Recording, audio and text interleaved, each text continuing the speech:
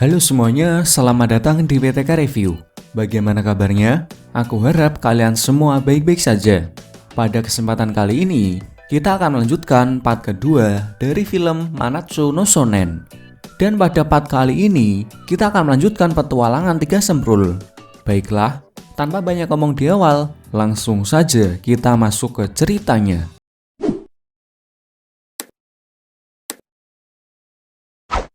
Di saat mereka bersantai, tiba-tiba ketua OSIS yang bernama Michiya datang dan dia mengatakan kalau dia kabur dari rumah.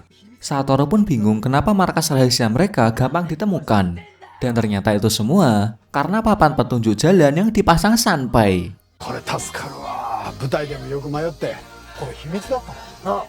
Alasan Michiya kabur dari rumah karena ibunya sering mengontrol dirinya, sehingga Michiya merasa tidak nyaman. Dan Ryuji pun menjulukinya ibu toksik. Sementara di tempat lain, ibu Michiya terlihat sedang mencari anaknya yang kabur. Dan Michiya sendiri, dia malah bertengkar dengan Kasuga karena Michiya tidak terima dipanggil anak mami.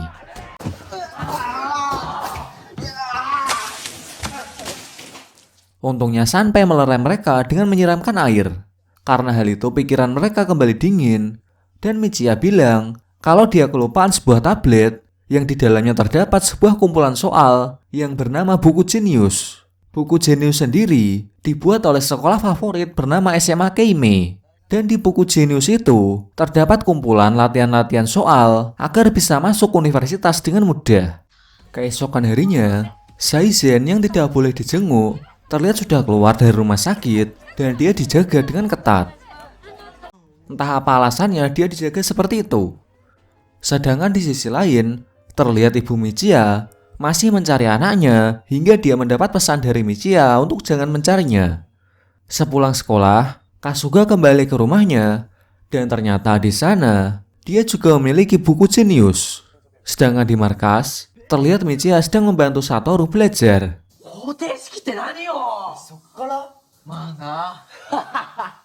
Tidak lama setelah itu, Kasuga datang dan meminjamkan buku jeniusnya kepada Michiya. Tapi di sini Kasuga tidak mau memberitahu dia dapat buku itu dari mana. Dan karena hal itu, Satoru merasa ada yang aneh kenapa Kasuga bisa mendapatkan buku tersebut. Satoru pun merasa kalau Kasuga sedang menyembunyikan sesuatu. Setelah dari markas, Satoru menemui kakaknya yang bernama Sena. Dan di sana mereka bertemu nenek-nenek yang bernama Subura. Di sini Subura memberitahu kalau dia sangat menantikan festival kembang api di kota Tomimuro. Subura memberitahu kalau festival kembang api sudah ada sejak zaman perang. Esok harinya, ibu Michiya mendapat pesan video dari orang misterius yang dimana isi video itu adalah tentang keberadaan Michiya di markas rahasia Satoru. Mengetahui hal itu, ibu Michiya pun langsung bergegas ke sana dan berhasil menemukan anaknya. Di sini ibu Michiya memarahinya dan terus mengatur Michiya agar selalu menuruti perkataannya. Namun Michiya pun memilih untuk kabur dari sana. Dan di sisi lain, terlihat klub penyiar merekam kejadian tersebut. Akina pun berencana akan membuat berita yang berjudul Ketua OSIS kabur dari rumah gara-gara Satoru. Sedangkan Sanpai, dia menemui Michiya dan Michiya pun curhat kalau ibunya terlalu berekspektasi tinggi padanya. Dan hal itu membuat dirinya tertekan. Esok harinya klub penyiar menyiarkan kalau Satoru lah yang menghasut ketua OSIS untuk kabur dari rumah. Berita itu pun menjadi viral dan satu sekolah semakin membenci Satoru. Sedangkan Satoru dia kesal pada klub penyiar karena demi bisa viral, mereka menyebarkan berita hoak. Setelah itu saat di markas, Sanpai melihat kalau foto buku jenius yang ada di tablet Michiya terlihat ada bekas jawaban yang dihapus. Sedangkan di sisi lain, Tiga Semprul yang masih beli es krim bertemu dengan ibu dari murid SMA Keimei. Ibu itu heran kenapa Kasuga yang seorang siswa SMA Keimei bisa bergaul dengan preman. Mengetahui hal itu, Ryuji dan Satoru pun sangat marah karena dia menyembunyikan sesuatu dari mereka. Dan di sini Kasuga pun akhirnya memberitahukan tentang cerita sebenarnya. Jadi dulu Kasuga memang murid SMA Keimei.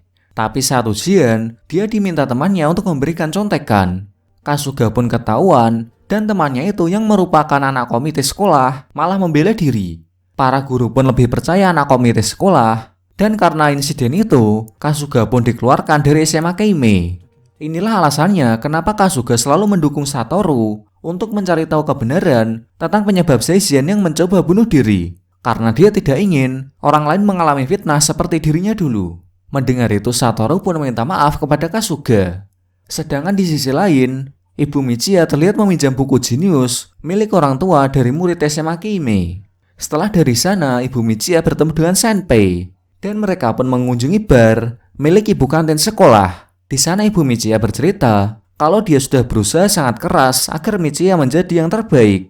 Mendengar itu, Senpei malah menanyakan apakah Ibu Michiya membawa penghapus. Dan Ibu Michiya pun ternyata membawanya, dan terlihat penghapus itu sering digunakan.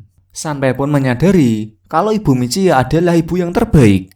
Dan setelah itu, dia membuat video yang akan dikirimkan ke Michiya. Dalam video itu, Senpei memberitahu kalau ibunya selama ini berjuang untuk Michiya. Dia rela meminjam buku jenius dari SMA Kime dan menghapus semua jawaban di sana, lalu memfotonya selembar demi selembar. Itu semua dia lakukan agar Michiya bisa belajar dengan maksimal dan bisa lolos ujian universitas. Mengetahui hal itu, Michiya pun tersadar kalau ibunya bukan ibu toksik, melainkan ibunya adalah ibu terbaik di dunia.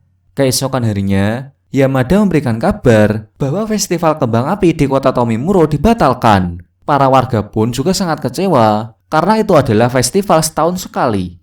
Selain itu, Satoru juga khawatir karena dengan dibatalkannya festival itu, kemungkinan Senpei untuk bertemu dengan anaknya di zaman ini menjadi sangatlah kecil.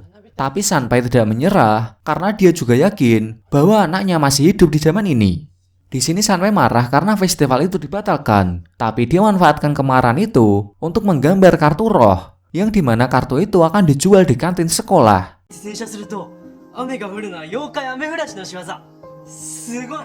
Dan benar saja, para murid sangat menyukai kartu tersebut karena di dalam kartu itu juga terdapat kata-kata yang menarik.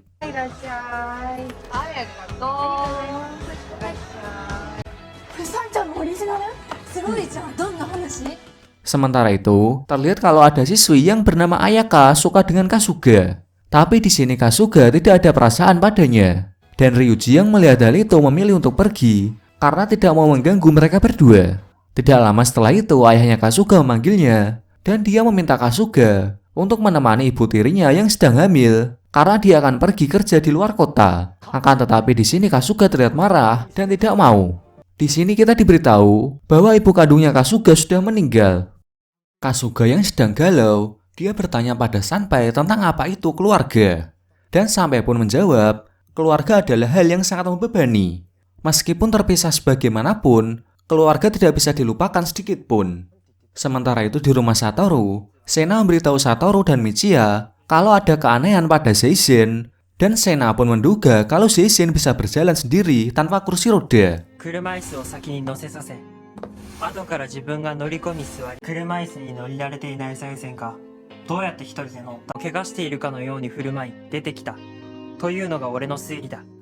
Mereka pun beranggapan kalau dari awal Seizen tidak pernah terjun dari gedung. Karena mereka masih menebak-nebak, pada akhirnya mereka memutuskan untuk ke rumah Seizen agar bisa bertanya langsung padanya. Akan tetapi saat sampai di sana, ternyata rumah Seizen tertutup rapat. Untungnya secara tak sengaja, mereka bertemu anggota klub penyiar yang bernama Takahashi yang sedang menyamar sebagai pengantar makanan agar bisa masuk. Satoru dan Michiya pun tetap nekat masuk meskipun ada penjaga di sana.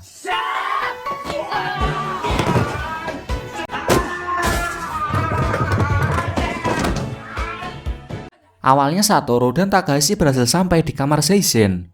Tapi tak lama kemudian, para penjaga berhasil menyusul mereka dan terpaksa mereka kabur.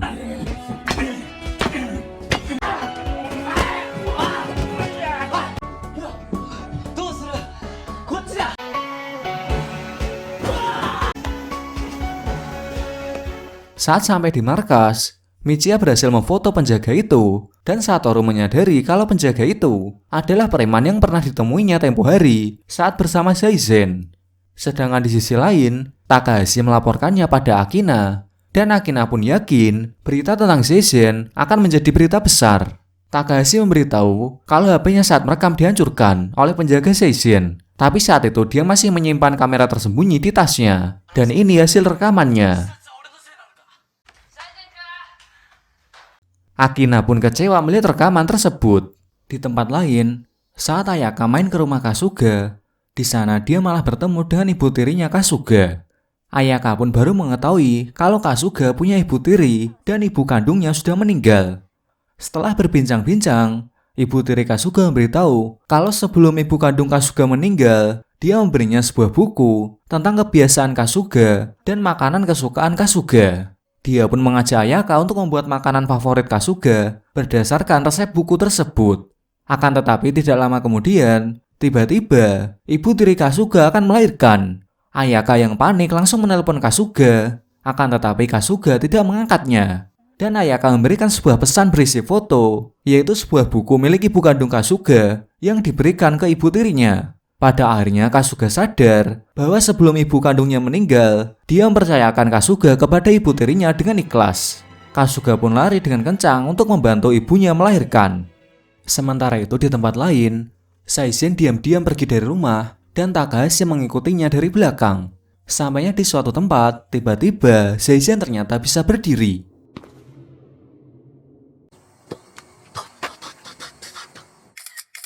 Dan hal itu membuat Takahashi terkejut karena selama ini Saizen hanya berpura-pura sakit. Saizen pun menuruni tangga untuk melihat konser nyanyi. Tidak lama setelah itu, Kasuga datang untuk meminjam kursi roda tersebut agar bisa dengan mudah mengantarkan ibunya ke rumah sakit. Pada akhirnya ibunya Kasuga berhasil sampai di rumah sakit dan melahirkan anak perempuan dengan selamat. Kasuga pun berterima kasih kepada Ayaka karena telah menolong keluarganya. Sedangkan di sisi lain, Saizen kebingungan karena kursi rodanya menghilang. Sementara Kasuga, dia berniat pergi mengembalikan kursi roda tersebut dan di tengah jalan dia bertemu Satoru. Tak lama kemudian, mereka berdua bertemu dengan Saizen yang ternyata sehat walafiat.